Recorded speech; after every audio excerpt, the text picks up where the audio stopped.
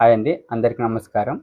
ఈ వీడియోలో నా విషయంలో కోచింగ్ అనుభవం గురించి తెలియచేయాలనుకుంటున్నాను.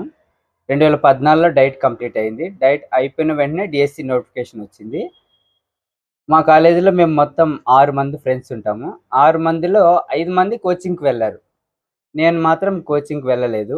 మా ఇంట్లో వాళ్ళు కూడా వెళ్ళమని చెప్పారు. కాకపోతే నాకు అవసరం ఉంటే అడుగుతాను. అంతవరకు నన్నేమి ఫోర్స్ చేయొద్దని చెప్పాను.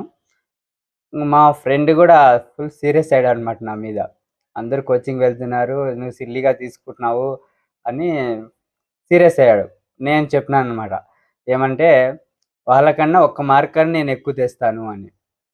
సో, వాళ్ళు కోచింగ్‌కి వెళ్లారు. నేనేం వెళ్ళలేదు. ఎగ్జామ్ రాసామనమాట అంతా. తర్వాత రిజల్ట్స్ వచ్చాయి.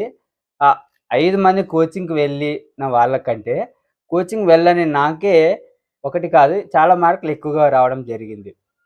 అంటే ఇక్కడ తెలియజేయాల్సిన విషయం ఏమనుకుంటున్నానంటే, కోచింగ్ అన్నది మనకు అవసరమే. కానీ మనకు సామర్థ్యం ఉండి మనం నేర్చుకోగలము అనే వాళ్ళకి అవసరం లేదు.